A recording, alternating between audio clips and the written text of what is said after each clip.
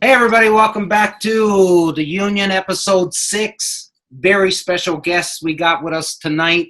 I got to go to my notes for this because I had to write something down when I started to got a little bit excited for this one. So the boys and I all think you're in for a treat this evening, as we think we've got somewhat of a Canadian celebrity on the show with us tonight. Certainly when it comes to the call, the goose call, duck call environment, and how it started from Ontario and now very, very popular down in the States and all across Canada.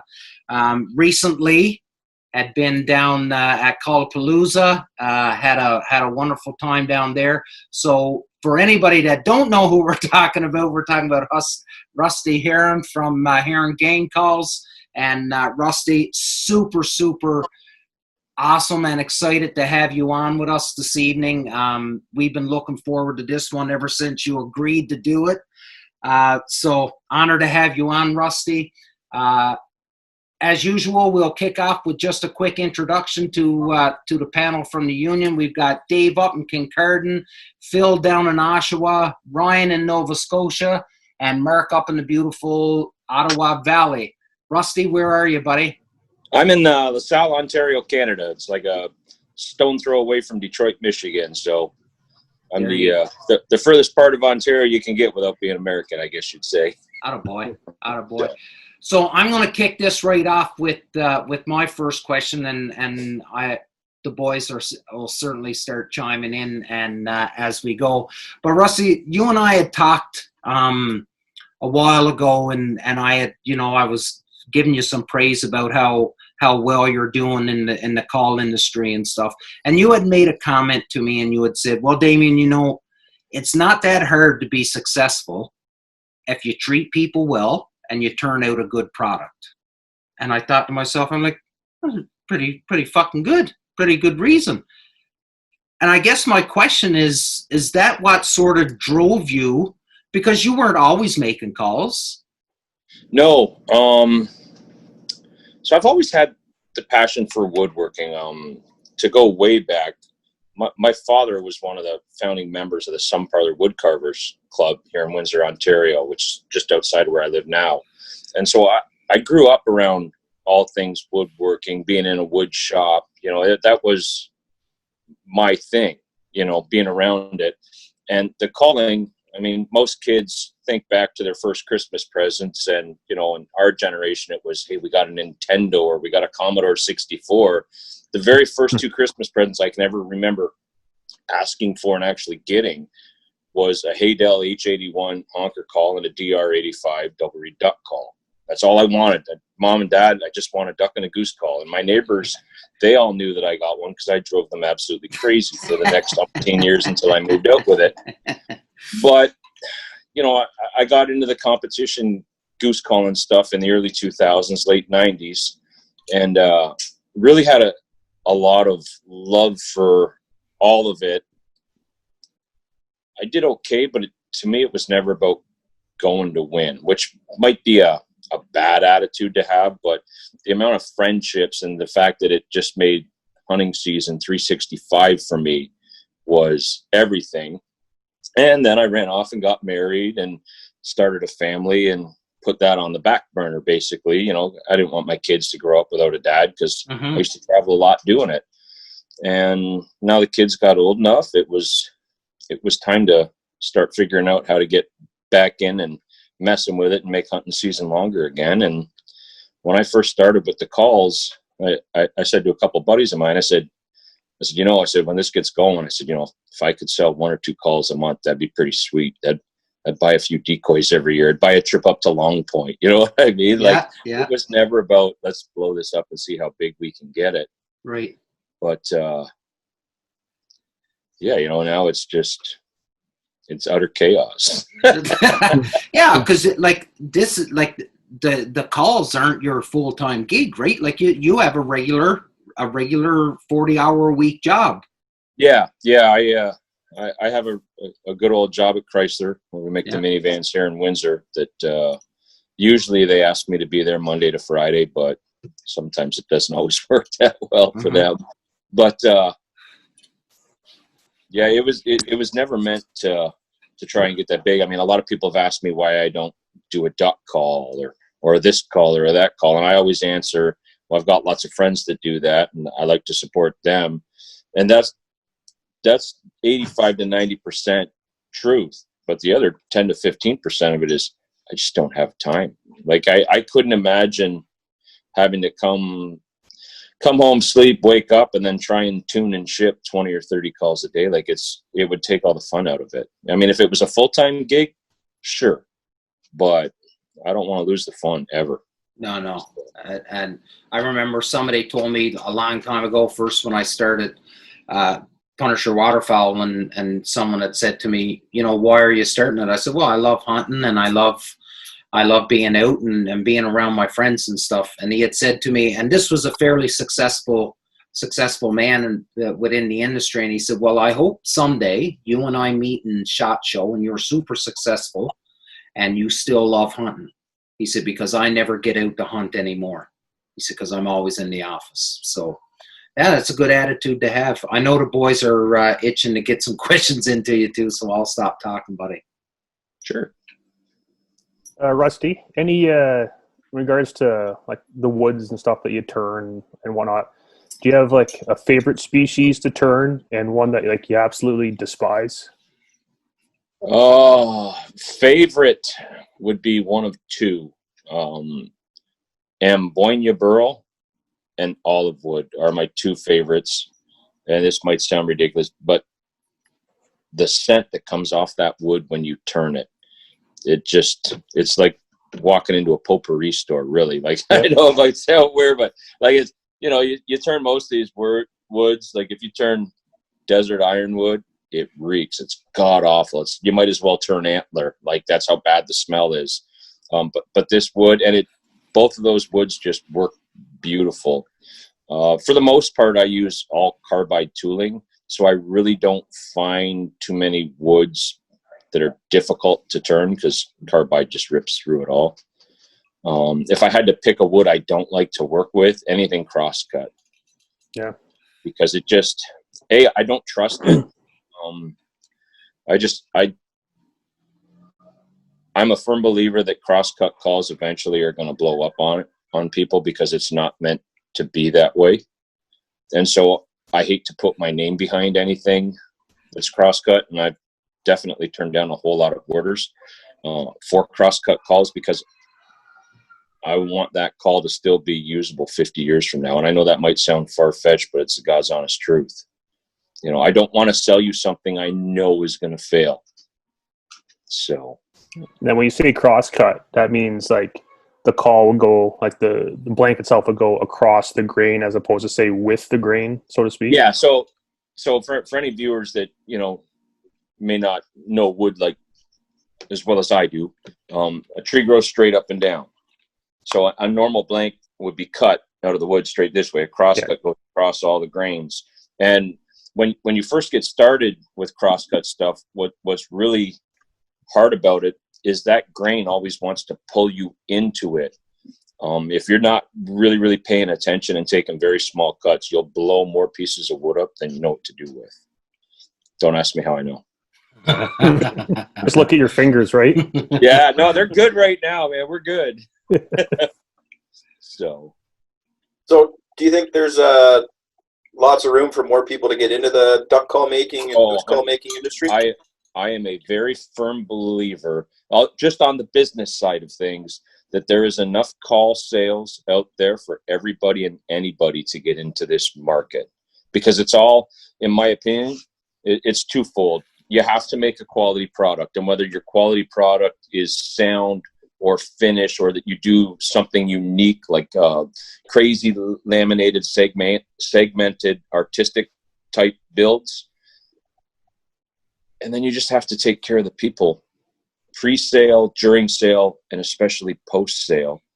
And if you can do those two things, there's room for anybody. I don't care if you have the faintest clue how to build a call, how to operate a call. If it's like any business, in my opinion, right? This whole COVID-19 thing right now is crazy, and people are looking around going, oh my God, there's businesses closing left, right, and center. They're closing everywhere. And I can't help but think they're closing because they have bad leadership at the top, because while this is a crazy pandemic, there are so many people sitting at home wanting to spend money, whether it's online with social media platforms. It's killing them to not be able to go out for breakfast, to go to a bar.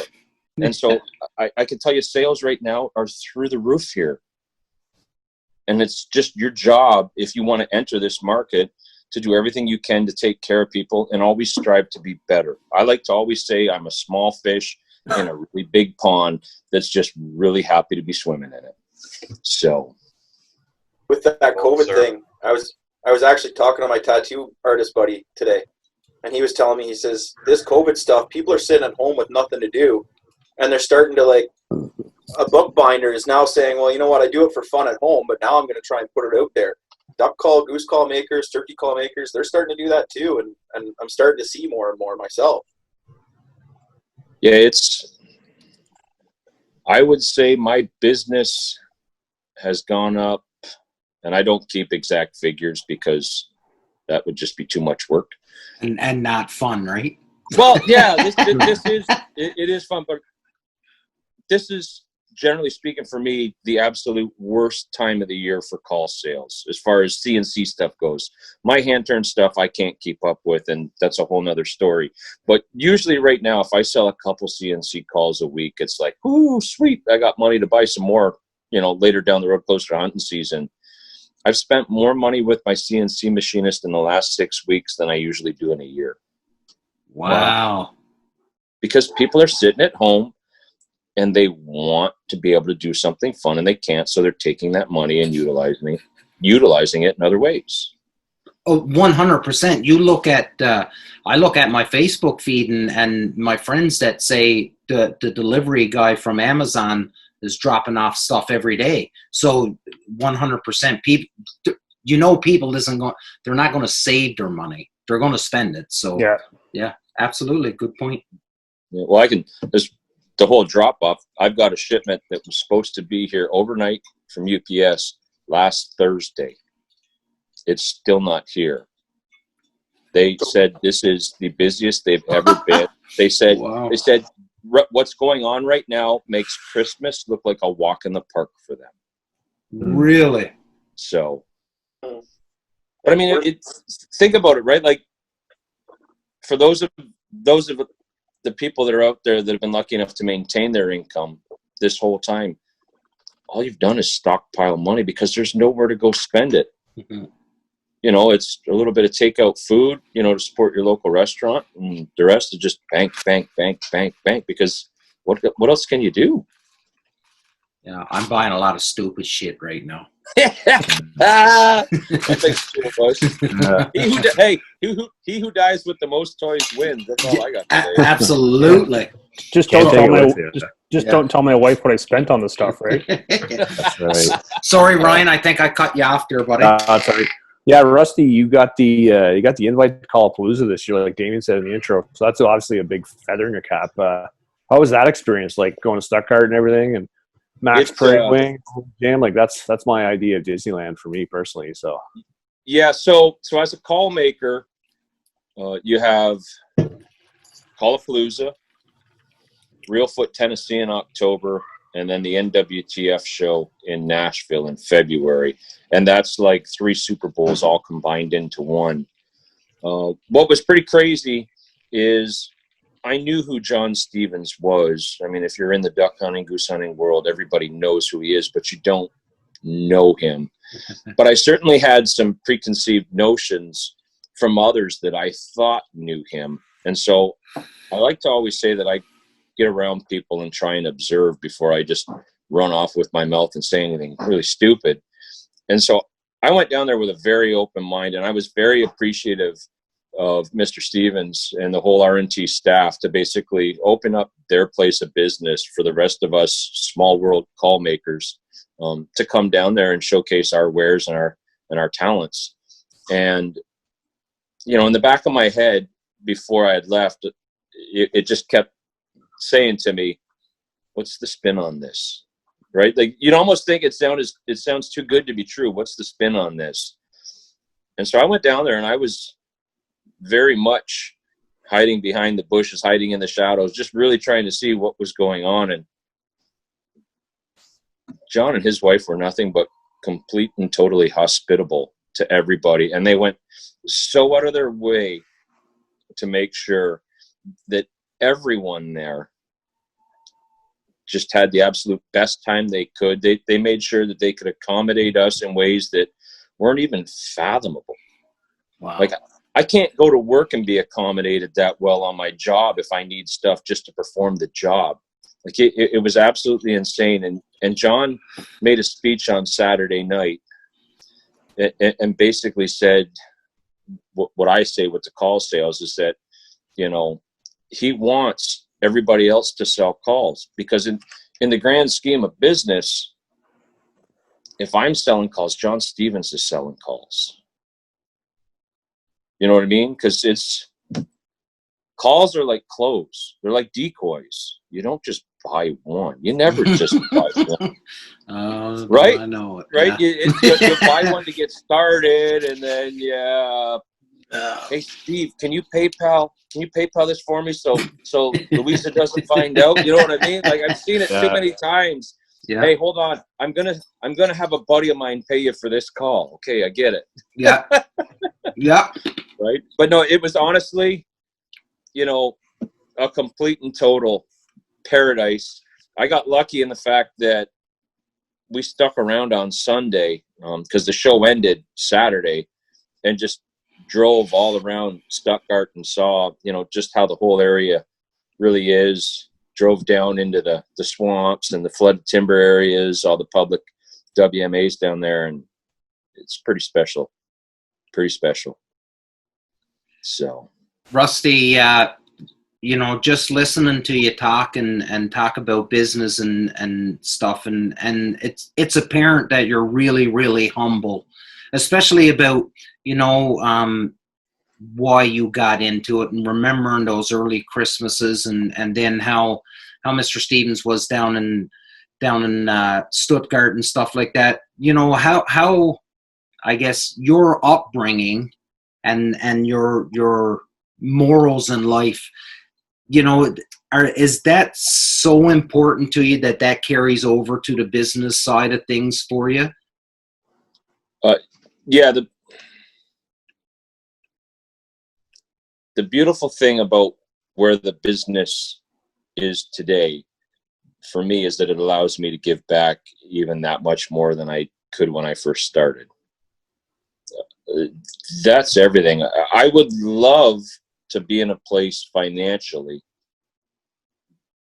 that I never cared if I sold another goose call again for the rest of my life, but still made just as many as I do today. Yeah. Like, I can, that's the only thing to go back about, is there room for new call makers to get into this? The only thing I can say to that, on top of everything else, is get in this because you love to make calls, not because you love or want to make money. If the product you make has more love than the concern for the cash flow that it might bring back, I guarantee you're going to make more money anyways. So, yeah. You know, it's the whole Elon Musk theory, you know, don't worry about if you only make X amount of dollars. If you're willing to work 2.5 times longer than the average person that makes X amount, you're going to have so much more than them, right? And that's the crazy thing with calls. And I mean, maybe if I did it full time, it would change and it become a potential burden. But I can go out in the shop and be out there for 16, 18 hours, and it doesn't feel like I've worked a minute. And I don't ever want to lose that feeling. And if I do, I'll shut the lights out. This is, I'm way too young to be thinking of a legacy. But my idea of a legacy is that one day my grandkids, my great-grandkids roll into some public area like a Rondo Bay, a Long Point, and go to the draw in the morning and happen to see somebody wearing a Heron Game Calls hat, or see somebody standing in line with one of my calls on, and be able to walk over and say, hey, that was my granddad. That's pretty crazy. Yeah. Well, when you think about it, we are only here, not to go all crazy, but we're only here so long.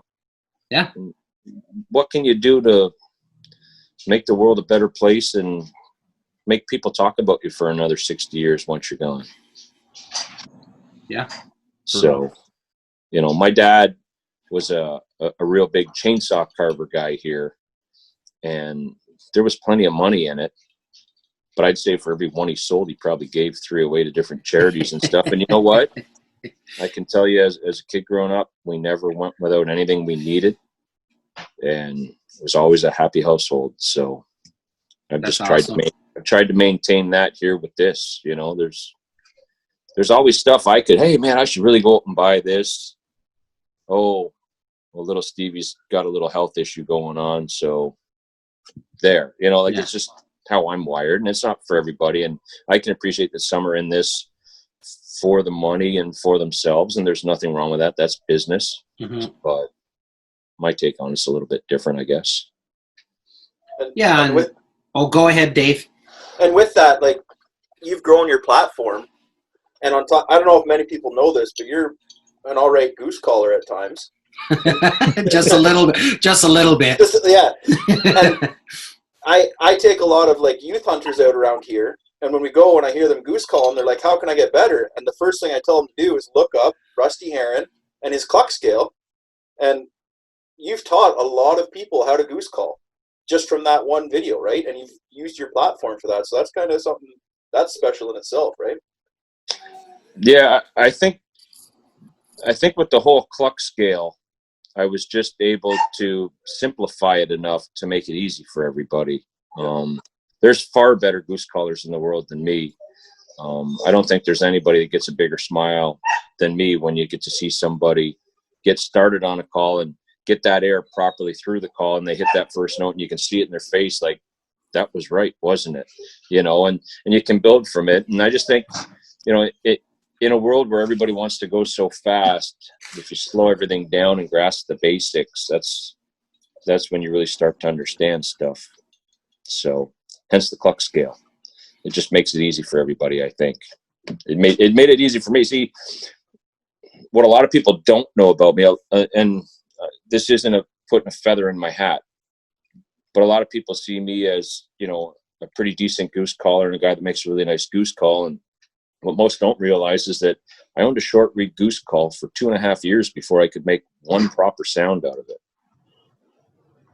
And it took a dear friend of mine now, a fellow by the name of Jim Branch, 5 seconds to teach me how to do it properly. But I fought with it for 2.5 years trying to figure it out. And I can't tell you how many of those you'd buy a Nightingale Magnum clucker. It was that black call, then it had a video cassette, and then it had a tube call. I can't tell you how many of those I threw off walls because I was so mad that I couldn't get it, because I was so used to blowing a long reed resonant cavity Canada goose call and then an Alt A50 flute. And I mean, these are polar opposites as far as how these operate. And I'm telling you, it drove me nutty. Like, I was that kid in high school. We had grade school. We had a big soccer field on the inside of the school. The school was like an L, and it would flood every spring. And I'll tell you right now, if a duck or goose landed in that, it didn't matter what they were teaching that day. My head was glued 180 degrees the other way.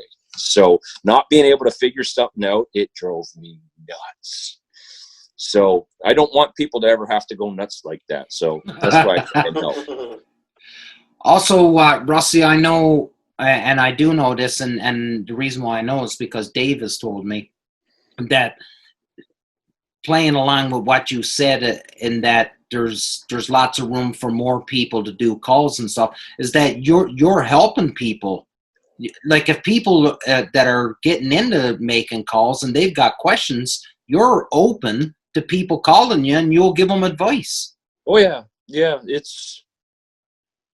I wouldn't be where I'm at today without the help I received from numerous call makers. And by and large, they were complete and total open books. There were some that wouldn't give me answers, but they'd point me in the direction to find the answers on my own, which I think is a vital tool. You need to learn how to learn.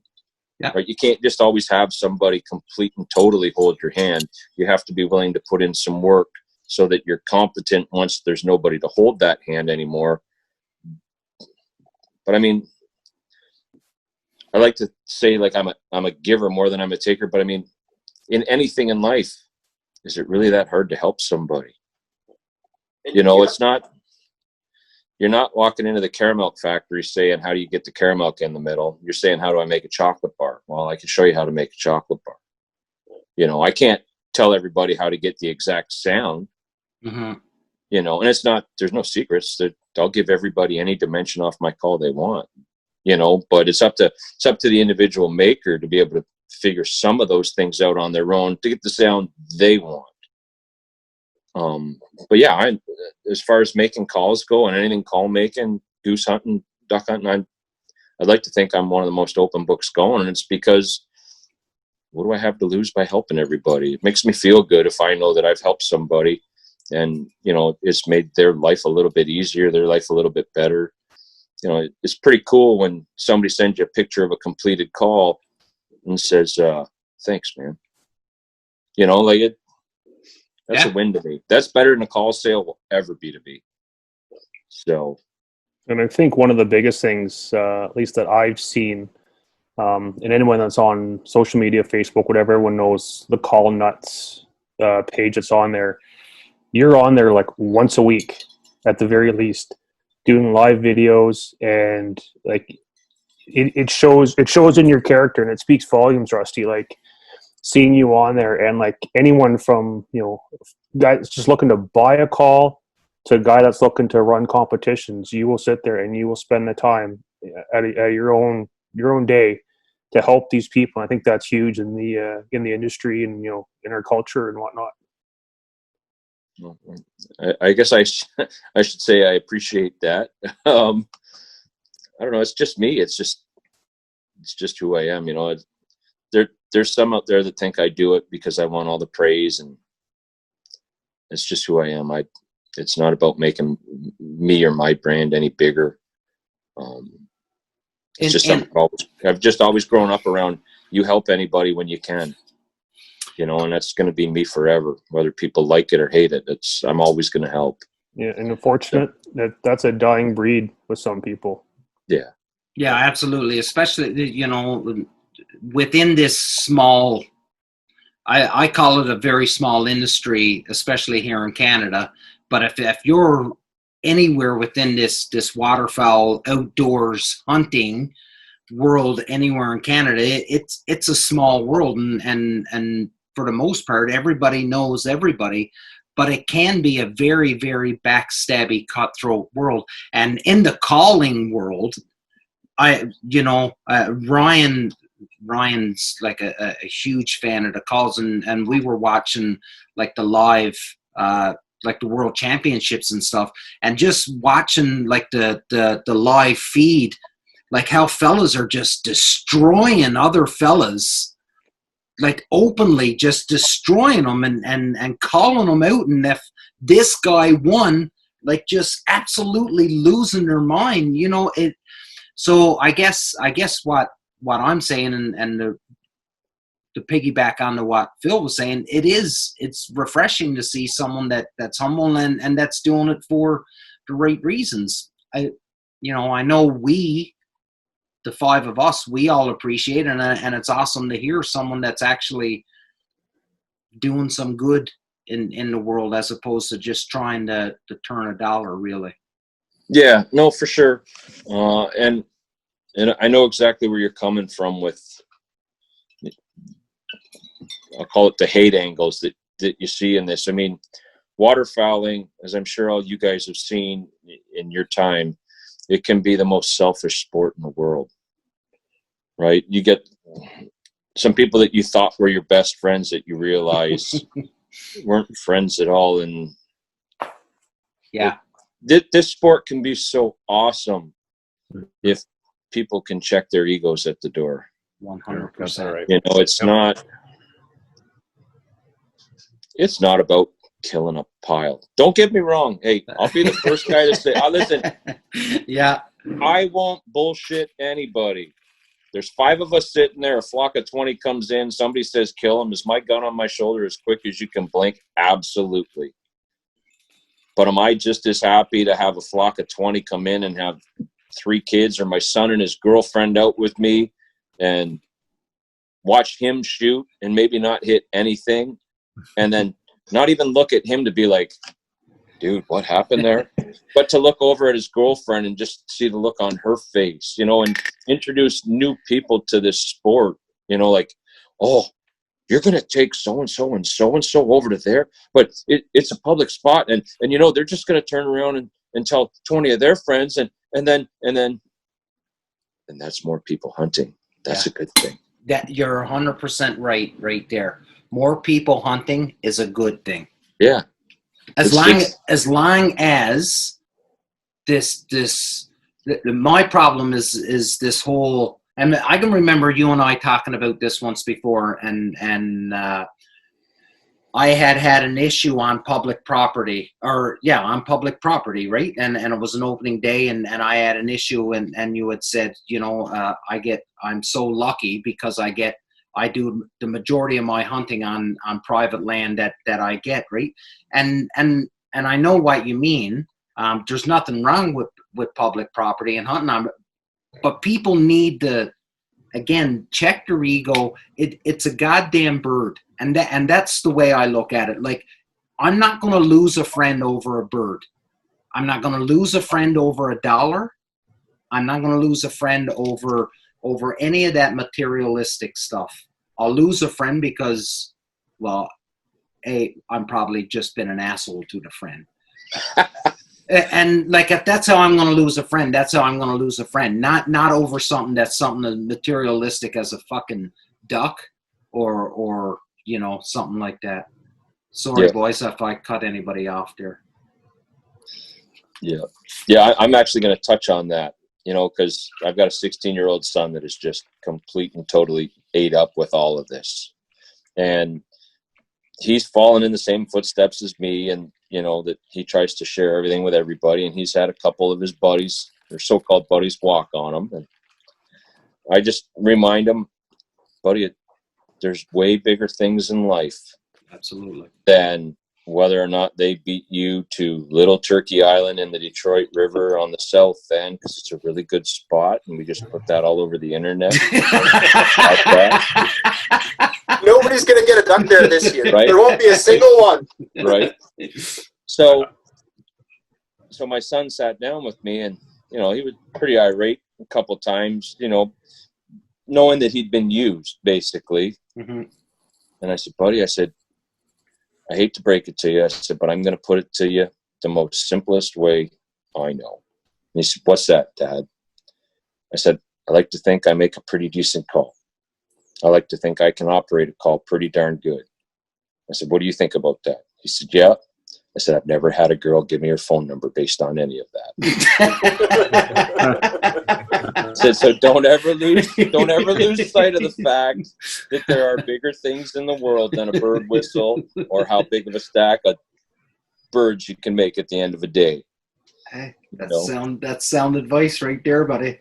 Yeah, and I told him, I said, you know what the difference is between you and your buddies bringing a stack of birds home and me bringing 2 birds home is? He said, what's that, Dad? I said, about a half hour to an hour worth of cleaning. Mm-hmm. That's because we both had the same fun experience. So, yeah. 100%. Mm-hmm. A lot of guys don't get that, right? Like, they don't understand that just being out in that marsh or being out in that duck blind, you know what, maybe they won't come in that day, but you learn something and you got to see some stuff that most people won't see. So I'm going through that with my son right now, turkey hunting, and like, okay, we haven't got a bird every single day, like, don't worry about it, but you're making great points there, right? Yeah, it's people really think that they need to be able to come home and post up on their Facebook, hey, look at me, we got a limit today,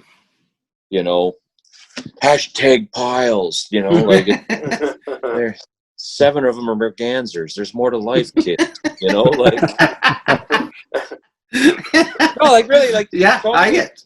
You see it in today's day and age. So many people live and die by their approval on Facebook with all their so-called friends that, for the most part, by and large, if you guys all went through your Facebook accounts, I bet you there's 3/4 of the people on your Facebook you're probably never even going to meet in person, right? And so many people, and then the other issue, you see, oh, well, I saw 17 guys that were out today, and they all had limits, so I got to have one too. Why? Yeah. Why? Why do you have to be like everybody else? Just be yourself. Go have fun. Man, go have fun. That, and I get people say, it's all about being out and being in the merch, and I get it. Now, don't get me wrong. I enjoy hanging out with my buddies, and I really do. I enjoy sitting in the boat. I enjoy watching the sun come up and all that shit. But I love shooting fucking birds. Love it. Shooting at. Yeah, shooting at birds. That's right. That's more like it. But I do. But I don't need to bring home. I can tell you this. I've come home a lot more days empty-handed than I came home with anything.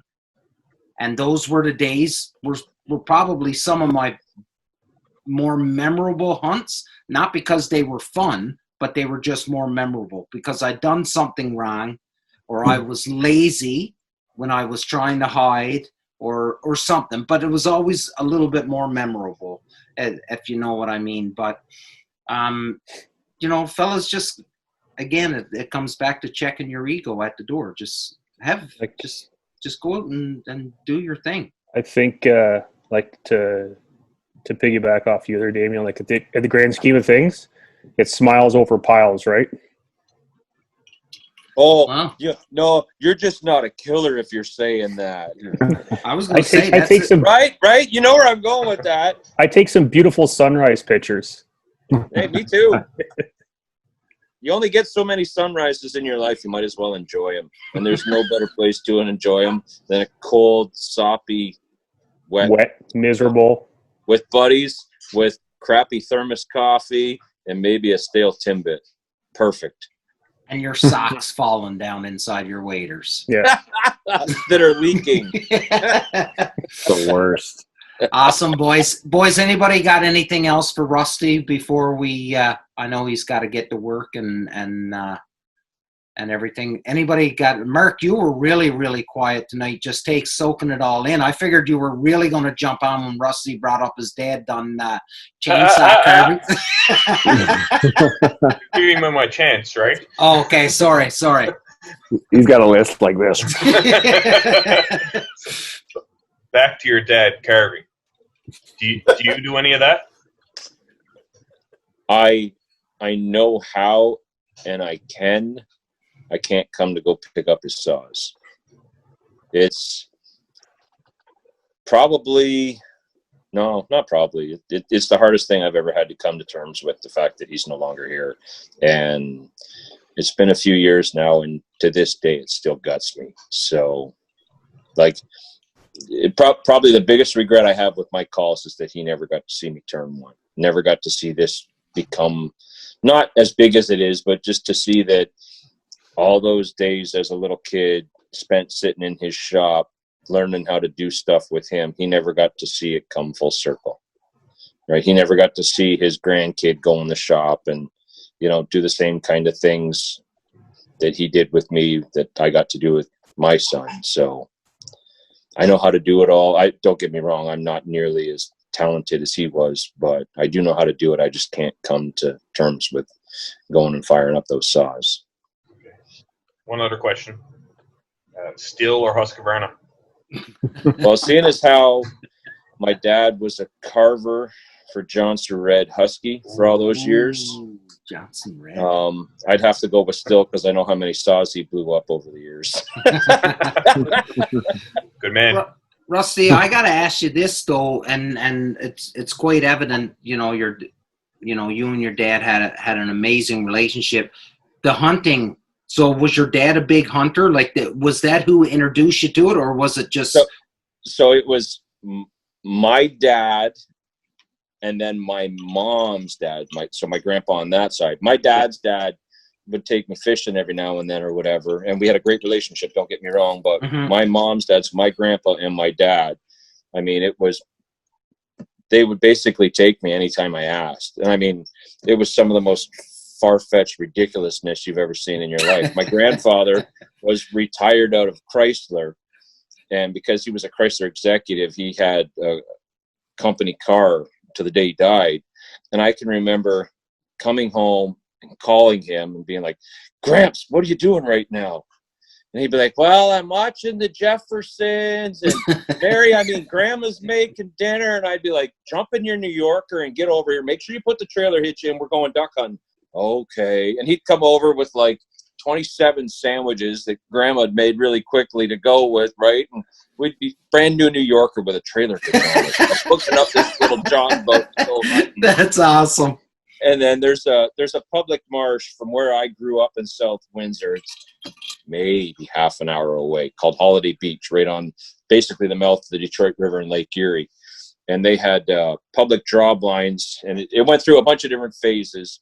It used to be you'd show up at a parking spot no earlier than midnight and park in it, and whatever the number on that parking spot was your blind for the day. And then it went to a draw, and at the draw and even the parking spot, they manned an office, kind of like Long Point or Rondeau does. And so when people leave, that blind becomes open for the day. Well, I literally lived 3 houses away from my grade school. I would come home from opening day till everything iced up and call Holiday Beach every day at lunch. And if blind 6 or blind 4 was open, my dad got 3 hours of sleep on midnights that day because I was throwing water on him if I had to say, "Dad, we're going hunting. Blind 6 is open. Billy says he'll hold it for us, so let's go." Amazing. So yeah, it was great. Like, it definitely, my dad, my grandpa, and they weren't as crazy into it as I'd like to think. I can remember my dad telling me I had too many decoys set after I got done the first bag. And I'm like, "What do you mean? There's 8 more in the boat. Come on." Like, I used to be able to kill them over 18. I said, "Yeah, well, you used to watch TV in black and white too. Let's go." You know, like, let's use technology to our advantage here.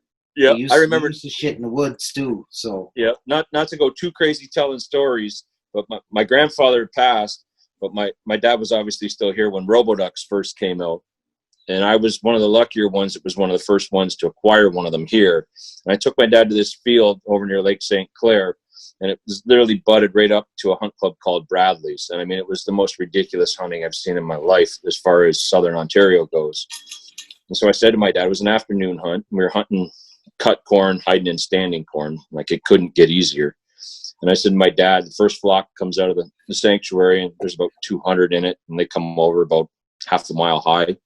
And I said, "Get ready, Dad." I said, "Because as soon as they get downwind, they're just going to dummy right into here." And he's like, and sure enough, here they come, just maple leafing right in. I said, "Go." And they were like, maybe 15 yards. And once I say go, I'm not focused on anybody else. I'm a young kid. I'm there for piles, not smiles, right? I come up, bang, bang, bang. I shoot 3 as quick as I can pull the trigger. I look over, and I got my dad on my right and my older brother on my left. And I'm definitely the one that's eaten up with this sport more than either one of them. And I look over at my brother, and I go, "How many did you get?"